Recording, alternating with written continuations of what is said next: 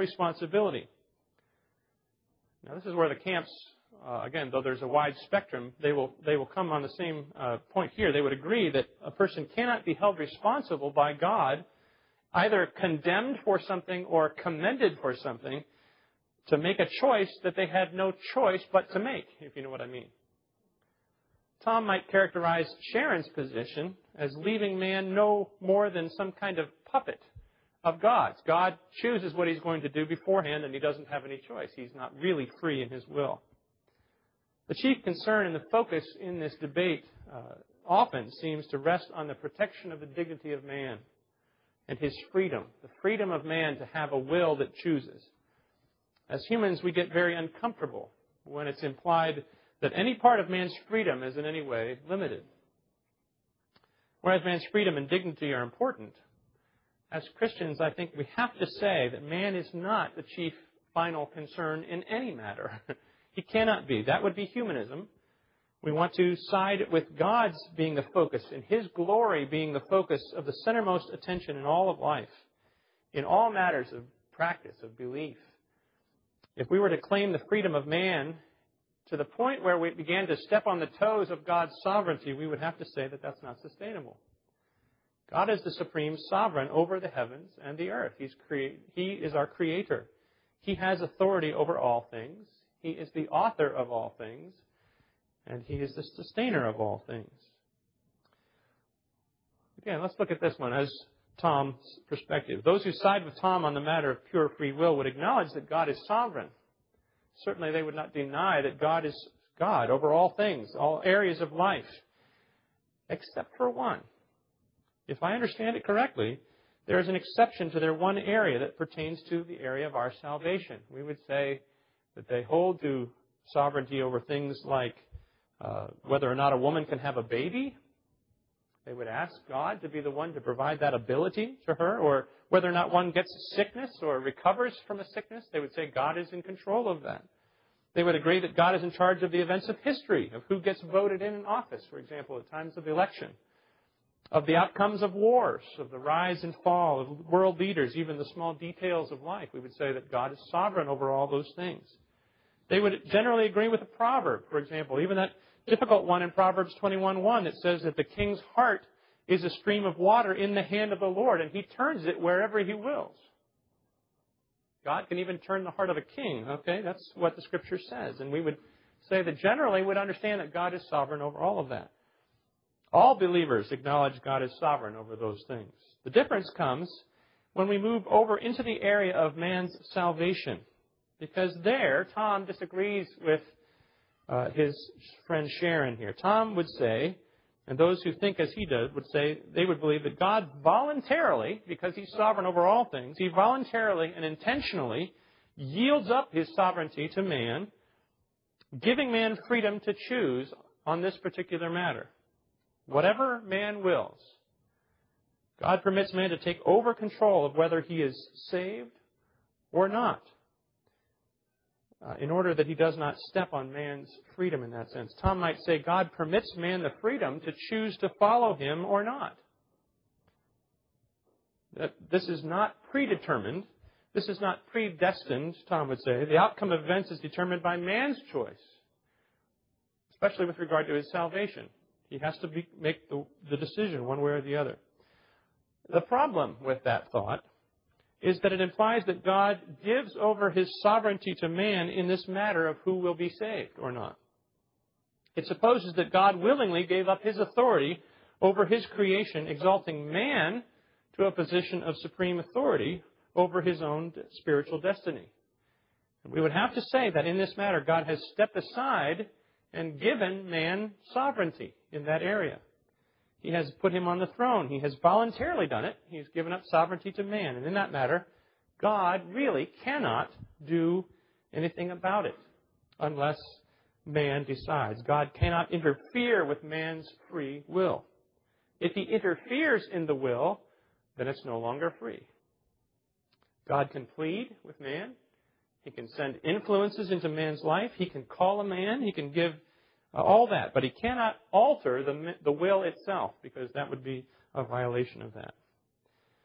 Now, practically and philosophically, this belief has some significant problems.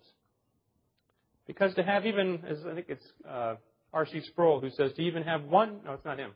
It's Abraham Kuyper, I believe, who said, to have even one molecule within the universe of God's creation that's no longer under God's control is to have one molecule over which God is not God.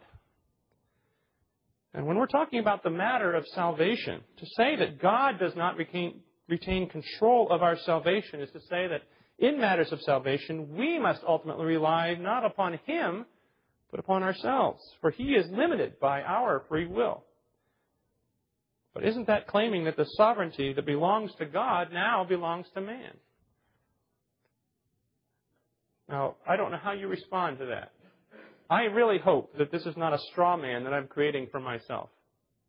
And I realize that that could be a possibility, that I could be creating this in my mind of what the other person holds to. Perhaps some of those of you who entered the building tonight believing in free will, as I've described Tom believing it, and rejecting predestination, would not articulate it as the way I have done so tonight. But I can't help but think that at some point you have to admit that if man has pure freedom of will in the matter of salvation as he chooses, then God cannot interfere. That is the Arminian position. Now, in saying this, we have a God who, in the matter of our salvation, arguably the most important matter as it pertains to man in the universe, God is suddenly limited. Whereas He may have all power, He may have all wisdom, He still, on this matter, has voluntarily tied His own hands, as it were. I, for one, am extremely uncomfortable with the matter of my eternal destiny ultimately resting in my hands. Depending on me and my ability to choose what's right, my ability to cling on to God and to hold Him throughout my life as opposed to God being the one who has initiated my salvation and who carries me throughout that time. His infinite wisdom as He holds me in His hand and nobody can snatch me from that hand. Well, let me make a statement here that I will return to later, and that is that I've never met a person who claimed to be an Arminian who prayed in a manner consistent with their belief concerning free will. I have yet to meet a person who claimed to be an Arminian who prayed consistently as an Arminian. Without exception, when there's a person for whom they are praying, who is an unbeliever, for example, they pray for God's intervention in that individual's life. In effect, they pray that God would, and I'm sure they wouldn't say it this way, but they would pray that God would violate their free will by changing their heart, by changing the way they think, bringing them to faith. That's what we ask. Lord, I have such and such a friend who's very, very dear to me, and I'm praying that you will go in and bring them to yourself. What we mean is, God, please change their heart, change their will, make them decide for you. That's the prayer, I must say, of a Calvinist. More on that later. So, again, Arminians typically pray as if they were Calvinists. I think the best way for me to interact with this difference of thought is for me to lay before you what is the typical Reformed predestination position on God's sovereignty over salvation. And it's best to do that anyway. I obviously am a predestinarian, so for me to try to articulate the other position doesn't make as much sense as for me to show you what the predestination position talks about, and to seek to show that this is in fact what's laid out for us to believe in the Scripture. So often those who oppose a doctrine end up opposing those who hold to the extreme most point of that doctrine. And again, there's a spectrum on just about everything that we hold to, one way or the other. And again, too often we attack that straw man that is the extreme position, and we miss the reality, or we don't really understand the position as expressed by its main chief opponent, or by its people. So I admit that I may be guilty of this tonight, and I hope I'm not. Maybe the Q&A time will draw out some more of that from you. But what I want to ask you to do is to bear with me at least tonight, insofar as I have those things that can be gleaned that are good from the Scripture in spite of my generalizations. So I'm going to do my best to clarify what it is that's believed by the one who holds to the predestination and God's sovereignty over salvation. Before I do that, though, I want to express to you that part of me doesn't want to believe what I'm going to tell you. I don't want to. I don't really like it. By my old nature, part of me wants to believe that I'm still in charge and that God has no right to determine whether or not I'm saved or not. However, at the same time, as hard as that teaching is to swallow for my old nature, I've got, by God's grace, a new nature that He has given me. And that has come to appreciate the mercy of God and the grace of God in a new way, and that has motivates me more than anything else. It's the thing that has driven me since last summer to say, you know what, I think I want to talk about this to the community. I want to see if we can get people to come and to talk more about this doctrine. But to go so far as to invite other people to come to a symposium to talk about something that's so controversial, at least you understand that this has meant that much to me because it's really changed my attitude.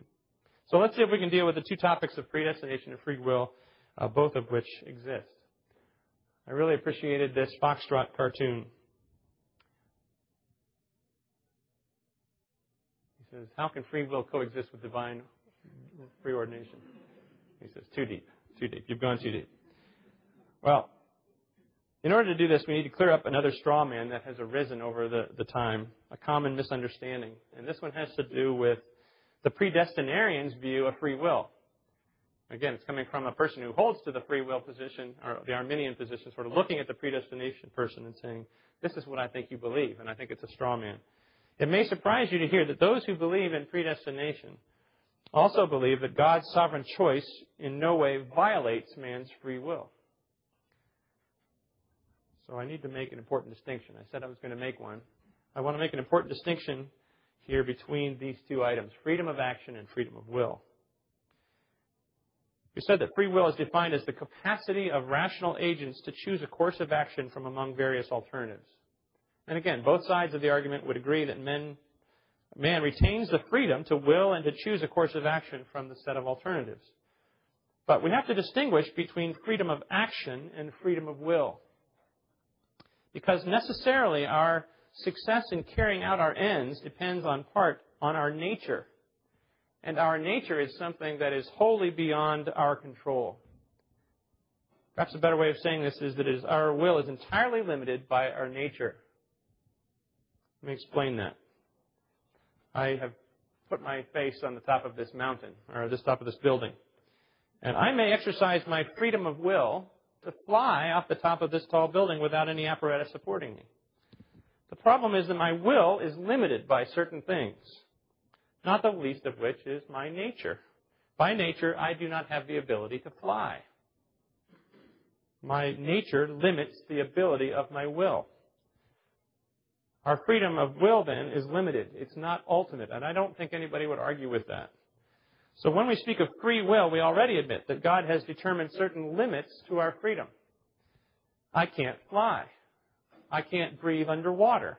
I can't be in two places at one time. And you could go on and on from there. Even though I have freedom of will, in a sense, my freedom is not ultimate. There are limits. This is true both before and after the fall. And we may have thought, well, that's maybe an impact of the fall. But indeed, man was limited in that sense in his freedoms prior to Genesis chapter 3. I may have freedom to will certain things, but I not always have the ability to act upon them. So we are limited by a certain predetermined factors. And I can't fly because I was born without wings. I had nothing to do with that. Indeed, God is responsible for giving me a certain nature. He made me human.